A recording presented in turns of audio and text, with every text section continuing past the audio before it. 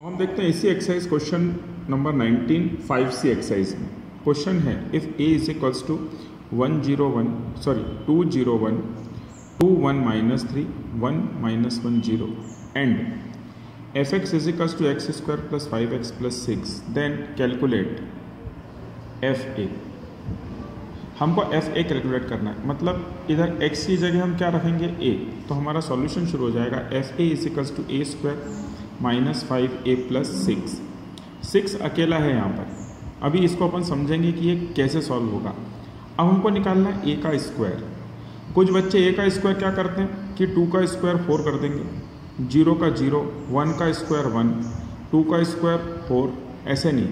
a square मतलब एक matrix a में उसी मैट्रिक्स a से मल्टीप्लाई करना। देख लीजिए मैंने a स्क्वायर निकाला है तो एक मैट्रिक्स को मैंने 2 बार लिख दिया। ध्यान से देखिए आप, इसका ऑर्डर 3×3 है, इसका ऑर्डर 3×3 है। मैंने आपको पहले भी बताया था, फिर बता रहा हूँ, किसी भी मैट्रिक्स का यदि हम स्क्वायर निकालेंगे तो ये स्क्वायर तब निकल सकता है जब ये मैट्रिक्स स्क्वायर मैट्रिक्स हो। स्क्वायर मैट्रिक्स हो मतलब जितने उसमें रो हैं उतने ही उसमें क्या हों, कॉलम। जैसे ये 3 रो हैं और 3 कॉलम हैं, इसी का स्क्वायर निकल सकता है, बाकी किसी दूसरे ऑर्डर के मैट्रिक्स का स्क्वायर नहीं निकल सकता। करेक्ट। हम स्क्वायर इसकी बात कर रहे हैं, इस स्क्वायर की। आप 2 स्क्वायर में कंफ्यूज मत होइएगा। मैं फिर से एक सेंटेंस बोल रहा हूँ, किसी मैट्रिक्स का स्क्वायर हम तब निकाल सकते हैं जब वो मैट्रिक्स स्क्वायर मैट्रिक्स होगा। आई होप आप समझ पा रहे होंगे। तो हमने करस्पॉन्डिंग वैल्यू का मल्टीप्लाई करा, 2 का मल्टीप्लाई 2 से, जैसे हम पहले करते हैं।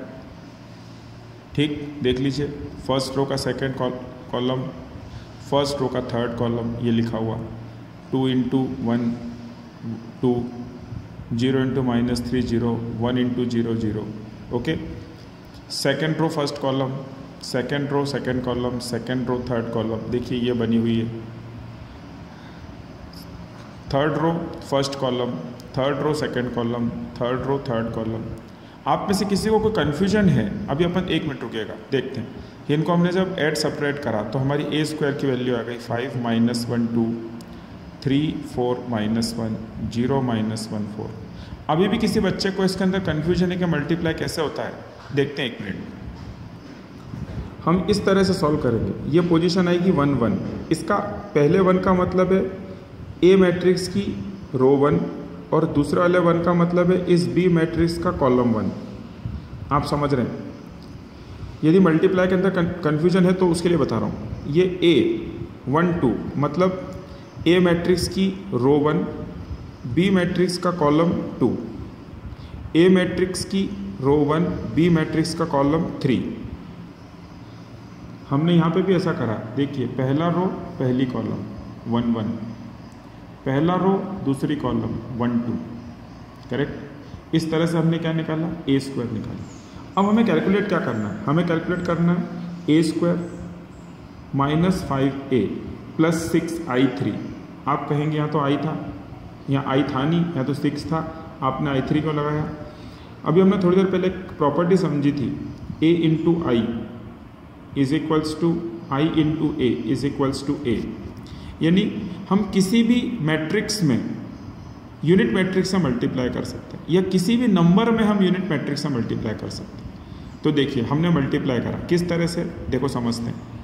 ये a square as it is -5, a की वैल्यू, ये a की वैल्यू लिखी हुई, फिर 6 एज इट इज़, और i3 की वैल्यू कितनी होती है 1 0 0 0 1 0 0 0 1।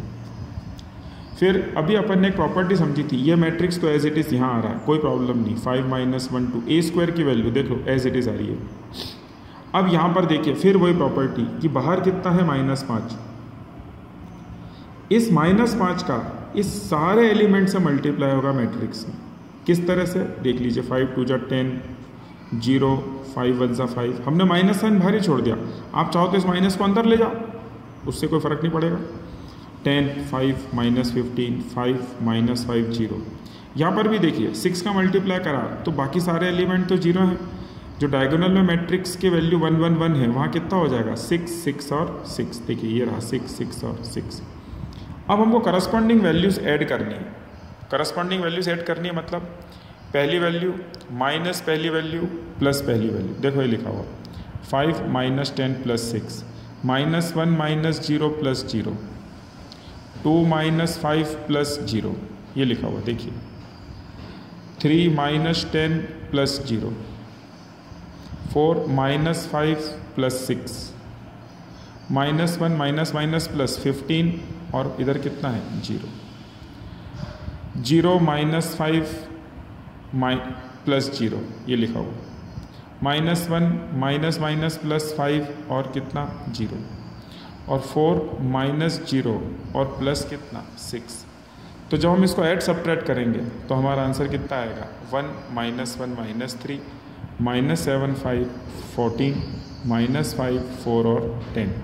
तो ये हमारा एक बहुत इंपॉर्टेंट क्वेश्चन है, ये एग्ज़ाम के अंदर बहुत बार पूछा भी गया है। इस पे बेस्ड क्वेश्चन ऐसा कोई ज़रूरी नहीं कि 3x3 में आए, जैसे कि ये स्क्वायर मैट्रिक्स में आए थे, स्क्वायर मैट्रिक्स का ऑर्डर 3x3 था, ऐसा ज़रूरी नहीं है, ये 2x2 में भी पूछा जा सकता है। करेक्ट। तो आई होप आपको क्वेश्चन समझ में आया होगा।